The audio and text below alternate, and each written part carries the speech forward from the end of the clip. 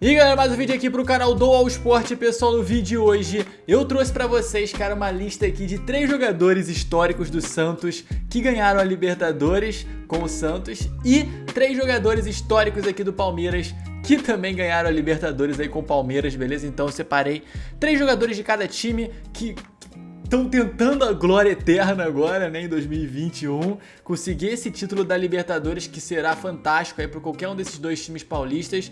Assim, o Santos vem numa campanha fenomenal, cara, superando todas as expectativas, né, com o Marinho liderando aquele grupo lá fantástico. O Palmeiras também vem arrasando, cara, novo técnico aí, deu tudo certo, uma temporada que parecia que ia dar meio errado lá, as coisas começaram a fluir, o time começou a jogar muito bem e tá na final da Libertadores. Mas enfim, pessoal, sem enrolar aqui, vamos começar pelo Santos. Eu separei aqui 3 jogadores, como eu disse. O primeiro é o Elano, cara. O Elano foi campeão aí em 2011 com o time do Santos, aquele time com Neymar, Paulo Henrique Ganso.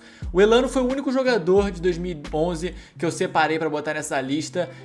E assim, eu botei ele aqui porque eu era muito fã do Elano. Eu acho que o Elano jogava muito bem. Ele era um jogador meio... Ele batia muito bem na bola, né, cara? Ele tinha um passe sensacional. Enfim, é um atleta que se identificou bastante com o Santos, tanto é que depois ele ainda acabou sendo interino lá do Santos, né? Ele, como virou técnico auxiliar do Santos, ele foi muito importante naquela participação da Libertadores. O Elano, pra mim, pessoal, não era, é claro, naquele time com o Neymar, com o Paulo Henrique Ganso, que a gente olhava e via um monte de craque naquele time, né? O Elano não era, é engraçado isso, porque o Elano naquela época não era o principal do time, né? Eu não quis separar um jogador muito óbvio como o Neymar ou Paulo Henrique Ganso daquele time, né? Ou, por exemplo, Durval também, que era um personagem bem legal daquele time, né? O Elano, pra mim, cara, era aquela voz da experiência, sabe? Aquele cara que tinha um bom passe, que era calmo, que era experiente, que já tinha muita coisa vivida no futebol, né? O Elano era titular da seleção brasileira na Copa de 2010, né? E fazendo gol, inclusive, né? Ele jogou bem lá, fez uns golzinhos dele lá. E, assim, o Elano, cara, era uma peça importante daquele time, era a voz da experiência. Eu acho que aquele time se aproveitou bastante disso. Eles tinham algumas peças muito boas, né? O lateral, o próprio Léo, aquele Léo que deu a entrevista falando que ia ver se o Barcelona era isso tudo mesmo na final do Mundial depois, né? Era outro cara muito experiente também, que acabou se aposentando logo depois. Mas eu separei o Elano aqui porque é um jogador que eu gosto bastante. Ele tem uma história bem próxima aí com o Santos, né? Ele passou 2 vezes pela Vila Belmiro, depois ele virou auxiliar técnico também no time, continua lá mais um tempo.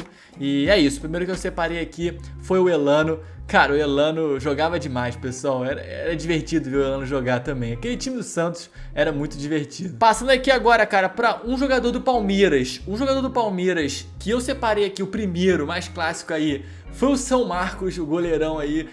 Não tem como deixar o Marcos de fora, né? Se eu for pegar jogador histórico que ganhou a Libertadores pelo Palmeiras, não tem como deixar o Marcos de fora, né? A base daquele time, o muro daquele time, né? Como catava o Marcos e que momento que ele tava da carreira dele. Pra quem não lembra, o Palmeiras foi campeão em 1999 e 3 anos depois o Marcos ainda foi campeão do mundo, da Copa do Mundo, né, cara? Então, assim, é um goleiro que teve títulos fantásticos na sua carreira, que foi muito importante não só pro Palmeiras, mas pra seleção também. E é o maior ídolo da história do Palmeiras. Eu acho que não é exagero falar isso, é o maior ídolo da história do Palmeiras. Claro que eu ia destacar ele aqui. E, enfim, que grande goleiro foi o São Marcos também.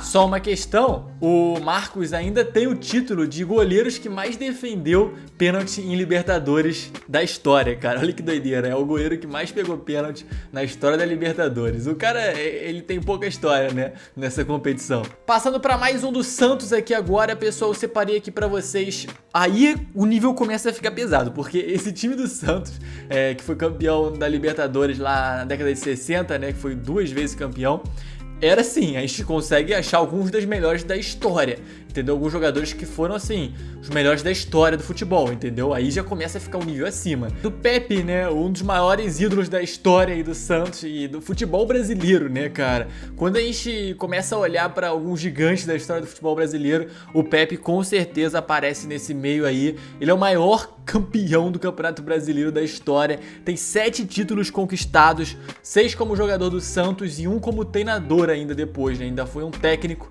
vitorioso. Outra curiosidade curiosidade também, cara, é que o Pepe era para ser titular na seleção brasileira na Copa de 1958 e 62, né? Foram os 2 anos aí que o Brasil foi campeão. Só que ele sofreu contusões que acabaram impedindo ele de participar do torneio, né? E ele foi substituído pelo Zagallo. O Zagallo também é outro histórico aí da seleção brasileira, né? E do futebol brasileiro.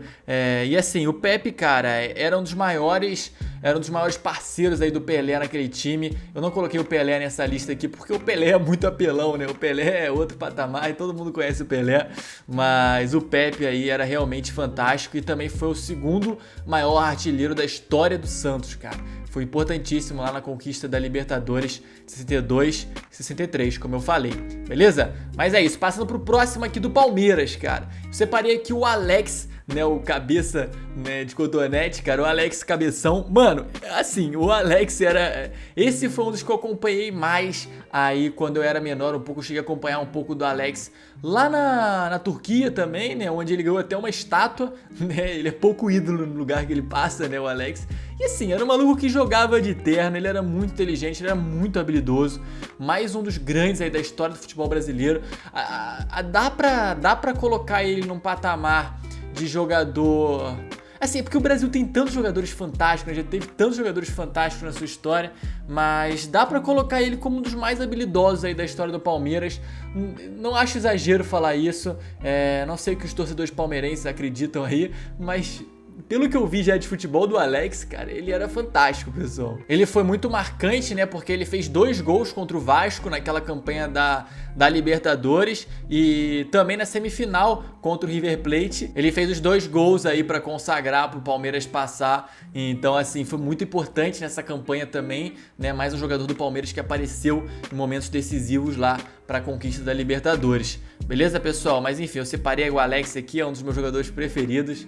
E enfim, partindo aqui pro último jogador do Santos, cara, que eu separei que já foi campeão da Libertadores também, foi o Coutinho. O Coutinho aí tem nome de craque, né? O nome de jogador atual do Barcelona, né? Mas o Coutinho histórico foi um dos outros, foi assim, outro que foi um dos maiores da história do futebol brasileiro, né? O Coutinho era considerado o melhor parceiro que o Pelé já teve, né? Olha que título, olha que honra, né? O Coutinho aí, e era muito famoso pelas tabelinhas que ele fazia lá com o Pelé, né? E uma curiosidade sobre ele é que ele estreou no futebol profissional com 14 anos de idade, cara. 14 anos de idade, já tava lá o Coutinho no meio dos profissionais lá jogando bola. Impressionante, né, cara? Se fosse hoje em dia, ia dar até confusão lá com o direito, estatuto da criança e do adolescente, né? Mas enfim, ele é considerado um dos maiores centroavantes da história do futebol, né? Um atacante nato, cara que cheira gol, né, pessoal? E era um cara muito tranquilo, finalizando, fazendo muito gol. Enfim, aquele time do Santos era realmente embaçado, né? Era aquele time da década de 60 com Pelé. Não era só o Pelé, né? Tinha mais uma galera bem embaçada lá. Tinha uma galera que era difícil. Pra concluir então, pessoal, ele tinha um apelido aqui de gênio da pequena área, né? Engraçado porque na história do futebol brasileiro a gente tem alguns que foram realmente gênios na pequena área, né? O próprio Romário também é outro que dá pra chamar de gênio da pequena área, né? Mas enfim, partindo aqui pro último jogador do Palmeiras então também, a gente tem o Roque Júnior, que o zagueiro aí histórico, né? Que foi até campeão com a seleção brasileira também em 2002. É outro super vencedor, pessoal. Foi outro cara que venceu tudo por onde passou. Ele também foi, como eu disse, o zagueiro da Copa de 2002, né, sendo campeão do mundo, e também foi campeão da Champions com o Milan depois, né? Ele teve uma passagem bem legal pelo Milan, onde ele foi vencedor da Champions League, cara. Teve atuação muito concretas naquela campanha da Libertadores de 99 e ajudou também aquele time histórico do Palmeiras a conquistar a sua Libertadores. Beleza, pessoal? Mas é isso então, a minha lista aqui do Santos. Eu separei o Elano, o Pepe, o Coutinho. Do Palmeiras eu separei o Marcos, Alex e o Roque Júnior, beleza? Comenta aqui embaixo se tem algum que eu esqueci aí que você acha que foi muito importante na conquista do título desses dois times. E comenta também quem você acha que vai vencer a Libertadores. Eu quero saber a opinião de vocês aí. E é isso, tranquilo? Tamo junto então, pessoal. Um grande abraço, valeu e até o próximo.